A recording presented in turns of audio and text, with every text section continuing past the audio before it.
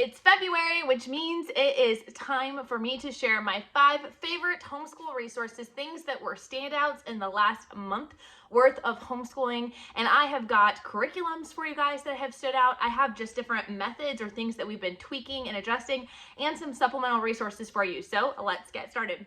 First up on our list for this month would have to be All About Reading. So this is All About Reading level 1, but I have actually done all 4 levels of All About Reading with my kids, and I have absolutely enjoyed the experience. It is such a well done curriculum. It's open and go and laid out for lessons to be engaging and to be effective. But this month, the reason why it kind of was on my standout list is because my daughter, my 4th child, actually is finishing up or just finished All About Reading level 1. And this is a really exciting accomplishment for her, and I'm really excited. We are moving now into All About Reading level 2, and she is just really thriving. It was so much fun to get to see her do this curriculum. She's been looking forward to doing it for years as she's watched her older siblings go through it. And so now to be finally able to accomplish that, to finish this level, is huge for her. I've actually done several videos all about reading that you can check out down in the description below or up in the iCards.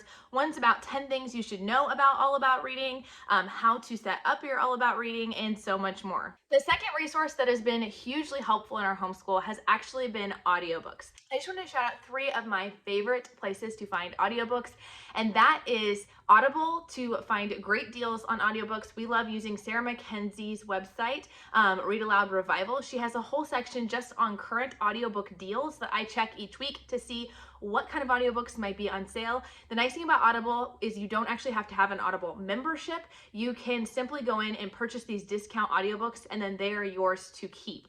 The second one is Scribd. We love Scribd. It is a monthly subscription, and they are not yours to keep, so keep that in mind. However, there is a huge, wide open library of books available to you. We use these for our school books. We use these for books that I'm just personally reading or my kids are personally listening to, and it has allowed me as a mom to be able to actually get to reading more as well.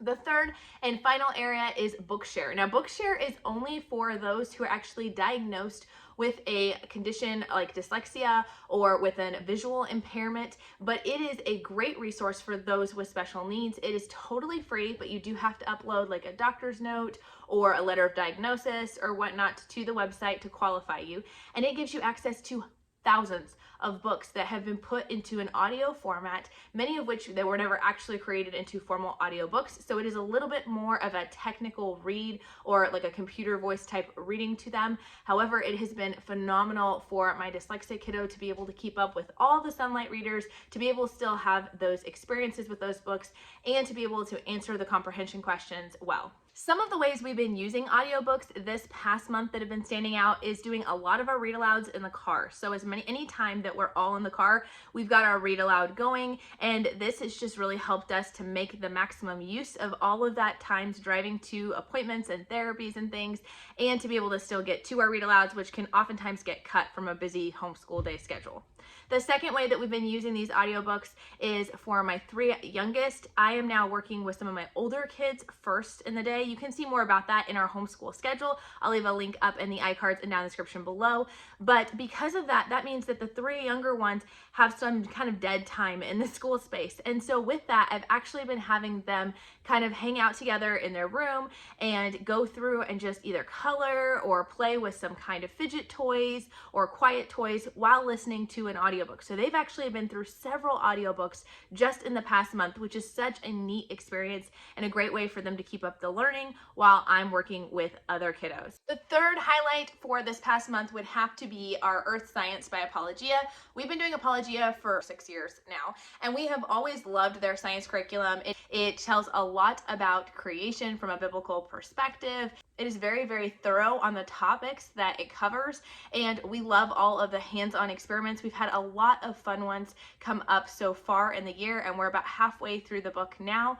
We're really enjoying learning all about God's creation and how the earth works, but I think one of the things that I really love about this particular one is that it really covers a lot of topics in one, and that has been really fun and exciting for my kids. So at one point we're talking about earthquakes and we're talking about rocks and how they're formed. And at another point, we're talking more about solar system things. And then we're talking about weather. And then we're kind of bouncing all around within one still umbrella topic. And my kids have really, really enjoyed that. I will have a more full review coming out on this coming up this spring, as well as more information about the kinds of science experiments that are involved and little tips and tricks that we have found to make things go easier. So be sure to subscribe so you don't miss out on that video. The fourth thing that has really stood out in our homeschool this month has been how much movement activity we've really incorporated into our school day. So again, if you watch my homeschool schedule video and how we updated things for this new semester, you'll kind of see how it's all broken down. But essentially, we have sort of a morning movement buster time that we've included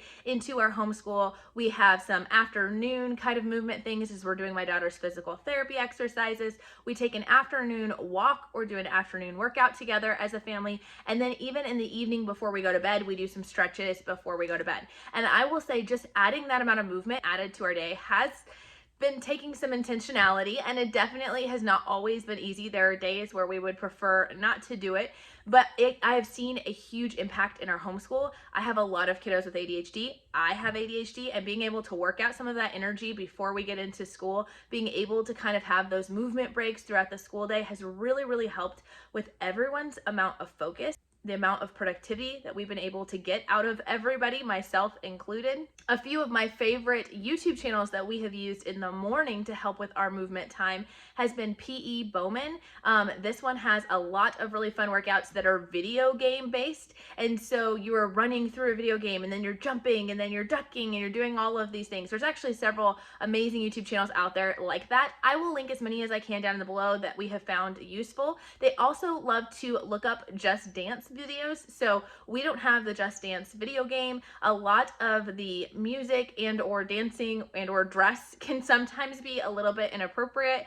However, I have found that each year of Just Dance has a couple of really good songs with really good dances. And so the beauty of doing this on YouTube is that you're just watching the video being played and the kids get to dance along and to get moving and get going and kind of cherry pick the songs or the dances that you want your children doing. The fifth and final resource that I wanted to share about with you guys today has definitely been the CLE kindergarten program. Now, I've talked about this before, you guys have heard me talk about it, but we have finished kindergarten 1, so they break the kindergarten year into 2 sections. We finished kindergarten 1 a while ago. We were working on kindergarten 2 with my oldest, then we added my youngest to it as well.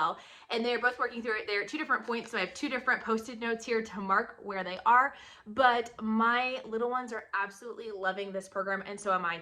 It really pays a lot of attention to being diligent in your work, which is one of the things we're trying to focus more on this year, and doing our work well. So some of the concepts introduced may seem like easy for your children or may seem too simple, but I actually find that if you read through the teacher's manual, you use the verbiage they use, working towards excellence in their work, making sure that when they're making an O, that it's not just kind of a sloppy O, and that they're taking their time. It's not looking for perfection, but just looking for working unto the Lord and doing good quality work.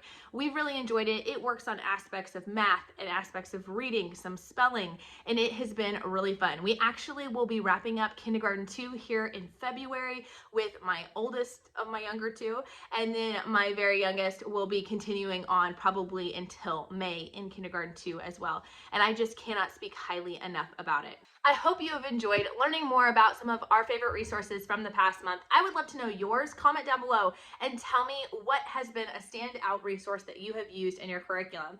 And if you want to see more of our favorites, check out the playlist right here that will walk you through month by month our 5 highlight favorites of the school year. We'll talk to you guys later. Bye!